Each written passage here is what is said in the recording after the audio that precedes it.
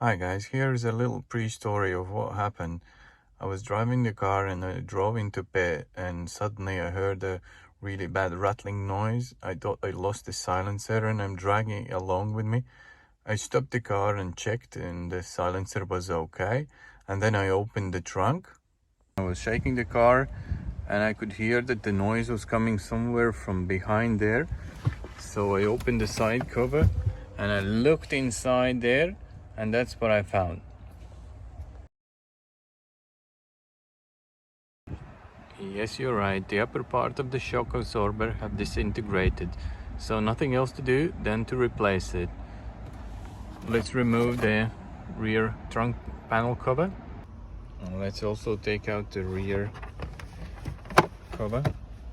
And let's take all these 4 rivets out and remove the whole liner inside the trunk. And then this panel can be lifted up and you can access to the side panel, and that one can be removed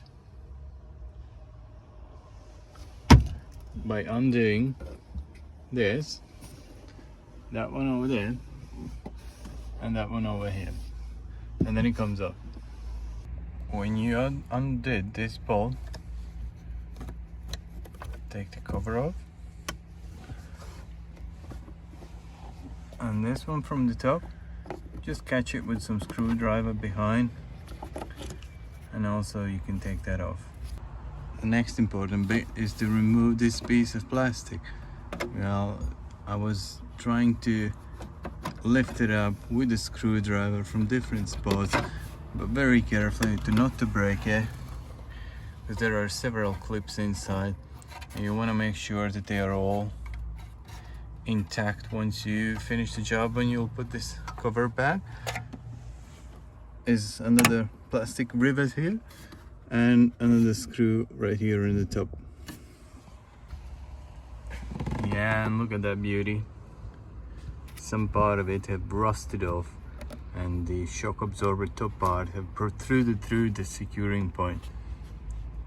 So let's unscrew this top nut and then we'll start to disassembly outside.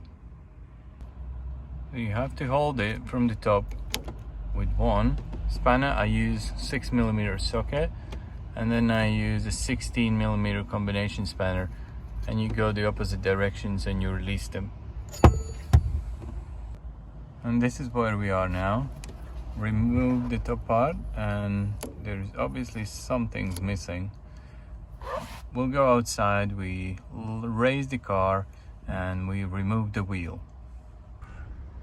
And before you raise the car and take the wheel off, make sure the gear lever is in parking and that the handbrake is on. When you have a wheel off, it's a good practice. You push the wheel underneath the edge of the car. In case the jack fails, you'll be safe. When you're out here, that's the place where the shock absorber goes in. So what I did, I just pushed it down and move it outwards a bit.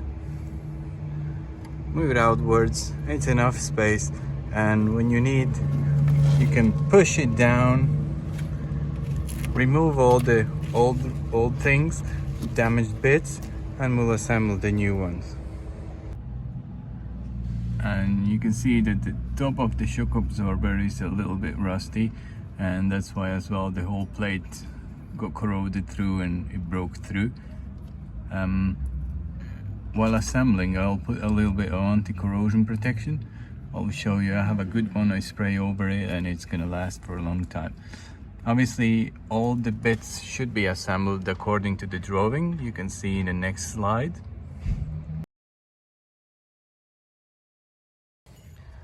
So the dust cover goes on first. Then right here in the top, as I showed you, was a little bit rusty, so I sprayed some anti-corrosion protection. The next thing is the plate goes on, and then they sit like this with the tube inside. It all goes on top of here. Yep, now you push this one back up to the lip. That's it. Now what we do, we compress the shock absorber and put it through the hole. And I did put the wheel on and lowered the car on the ground, came in here in the trunk, and here's what you need to have. Yes, it's well tight now. You can do yourself a shock test, try to move the car. If it moves quiet, nothing is loose here, and put the cover back.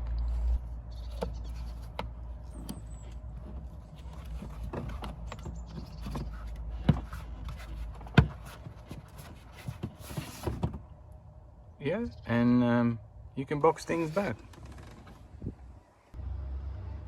Reinstall the side panel, install all the screws, and also this one. Put the decorative cover back, the privet here, and don't forget to plug the charging socket.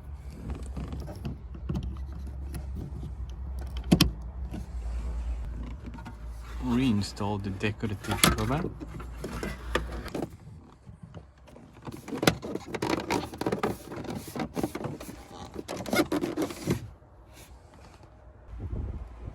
And when you've finished one side, it's exactly copy paste on the other side. Once you did that side, the liner goes in, including all the rivets.